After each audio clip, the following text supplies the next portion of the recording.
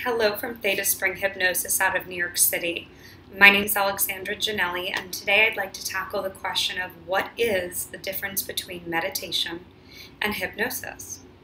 Now, I personally have much more experience with hypnosis than I do with meditation. However, there have been some key differences that I have noticed and that people have explained to me. So I'm going to start by describing to you what hypnosis is, and then we can sort of go from there. Now, if you've listened to any of my videos, this might sound a little redundant, but hypnosis is an overload of the mind. You actually go through it each and every day, at least twice a day.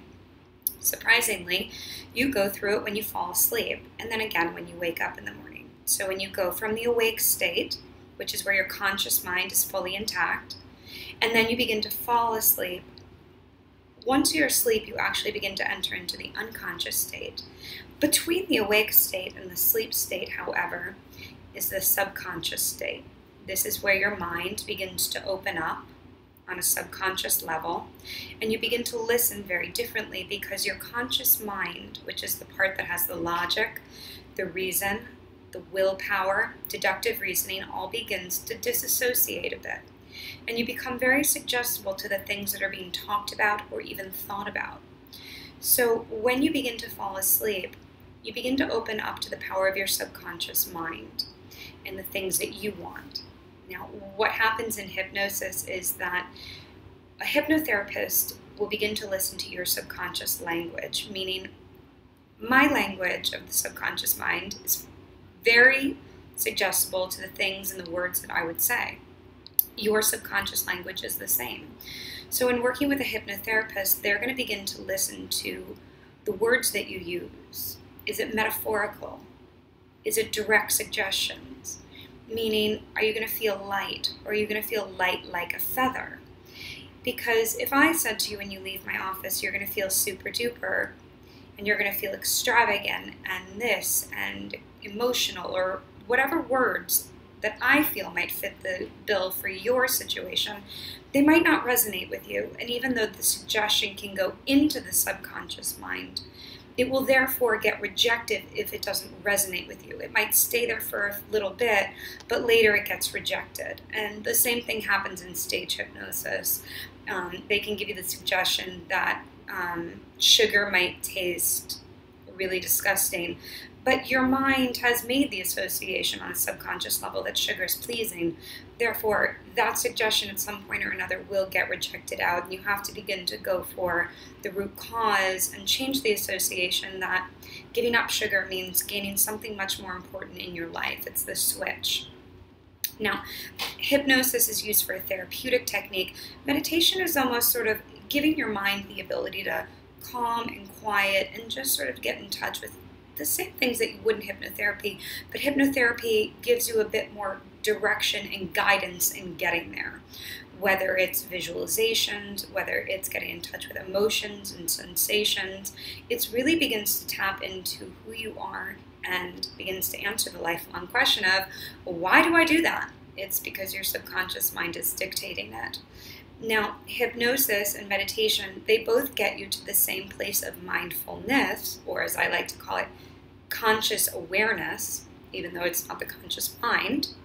And meditation is all about sort of pushing things out of the mind, letting your mind become clear. Whereas hypnotherapy and hypnosis, it brings everything in because it overstimulates your mind. And you can end up getting overstimulated more than once when you fall asleep and more than once when you wake up.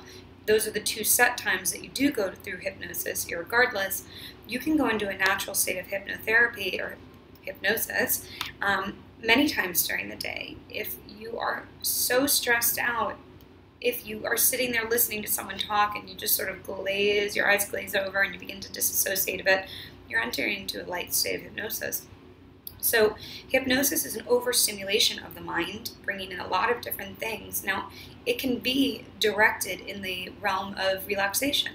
How does it feel for the body to be heavy? What does relaxation smell like? It might be a soft lavender scent around you. I know I use a lot of aromatherapy in my office. It's bringing the mind into focusing on all these different things, where meditation is a bit more about pushing it all out and quieting the mind. Because once you peak up in the hypnotic state, you drop down. And then even though you might bounce up a couple times, you still get an incremental gain of depth going down. It's like hitting the snooze button. Both places get you to a wonderful, clear mind, relaxed body, but hypnotherapy can really help guide you to create a change, whereas meditation is a little bit more sitting with yourself, being there with the emotions. It doesn't necessarily help you reassociate them. One thing that I do recommend to clients is allow yourself to do some techniques, some relaxation techniques that I've talked about in other videos. Once you get there, you can make a self-guided tour of the things that you want to hear. Positive affirmations of, I can do this, keeping them very positive. Let those be the things that go into your mind in that state. Walk yourself through that. This is what it's going to feel like. This is what change is going to be like. Talk yourself through it. Walk yourself through it. Let yourself relax. You are never unaware in the hypnotic state. You are always very aware. It's a whole nother level of focus and consciousness because it takes the peripheral blinders and it narrows them in so that your focus becomes very directed. And that, I hope, explains a little bit of the differences of meditation versus hypnosis. Have a wonderful day. My name's Alexandra Janelli out of New York City with Theta Spring Hypnosis.